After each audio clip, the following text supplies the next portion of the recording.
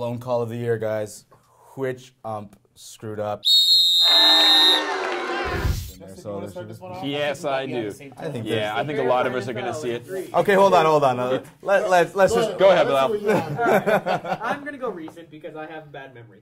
The Raptors played the Bobcats a few weeks ago, and Andrea Bargnani was fouled by MGK, Michael Kidd-Gilchrist, and the NBA came out and apologized for making a mistake. They officially said they made a mistake, and even though it's a Raptors-Bobcats game, which means nothing, at least the league admitted they made a mistake. But I have a problem with that. Did they fire the entire refereeing staff and change it? That changed the precedent of the entire league. No, and it had no impact on any. Plus, it was also happening at the beginning of that. Did we even win the game? Probably not. No, Bargnani would have hit the free throws. He would have hit the free throws. Definitely was a game changer, I would say, because I saw that too, and it's not that it hasn't happened more than once, you know what I'm saying? Yeah. But I got to say that the blown call of the year, Packers, Seahawks, the Fail Mary, it was the blown call, no matter which way you look at it. Yeah. Like, if it's for either team, it's a blown call. Yeah, it's an injustice on both sides. Yeah, it's a tough call, and I will defend the refs on this one, the replacement refs. That's a tough call for any crew to make a call on. But the fact there was so much confusion, and it's just... What I didn't like is the level of like disrespect that those umpires got from like players and coaches. It's just like, listen, the Belichick like, thing, just it's just horrible. like, Doesn't matter listen, who's reffing the game. Yeah, exactly. Like, just because these guys are like replacements, like they're still like in control of the game. Yeah, the officiating body on the field. You can't disrespect. So the amount of like that's what bothered me about that whole thing. But I agree that that's definitely the blown call. And there was a couple, like.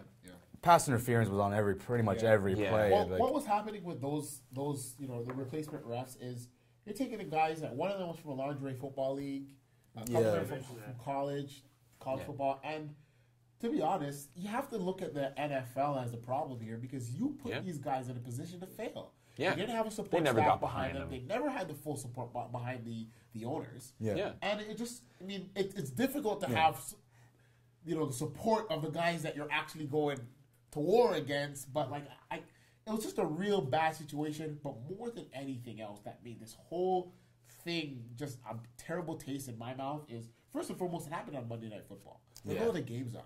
Right? The 60 million people viewing it one time. So it was clear evidence, the last play of the game, right? It determines the destination of what happens on these teams going forward. It just insulted the intelligence of fans that by putting these incompetent refs that were clearly incompetent, and if you had done anything less than a background check, you probably deserve to have your job taken away from you. Well, that's about as much as they did. There's an article in GQ this month that kind of just talks to a bunch of the replacement refs, and it's just like maybe like 2 weekend mini camps in Dallas, and looking at footage, and it's basically like the way they weeded them out is like, can you run a 40 and not fall down? Okay, there you go. Good, you're in. The whole entire competitive landscape that the NFL has worked so hard to develop was completely gone throughout those few weeks.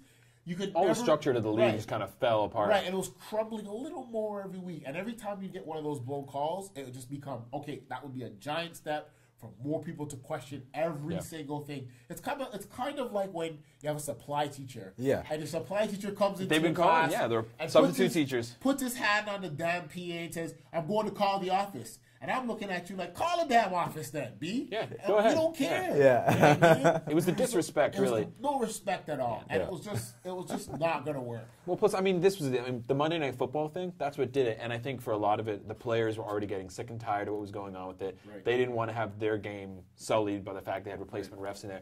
But more so to the point that, this gave everyone a soapbox to stand on and say, if you wanted evidence, here it is. But that whole week in the NFL had issues. That whole week was awful. 4 timeouts in one quarter for Harbaugh. Like, you had some crazy stuff going on. I'd say, though, blown call that you have. I can't imagine how there would be anything else. It happened Monday night. The Hail Mary pass and the question, who caught it? The Green Bay Packer defender or the Seattle Seahawks receiver? I think he is quite possibly one of the most annoying people, but he's... I can't believe you said that. No, we're not going to... All I'm saying... Now they don't want to plug Twitter. Now they don't want to plug it. All I'm saying is that he's been to a lot of games in a row. And that deserves honorable mention, but I don't know what you're talking about.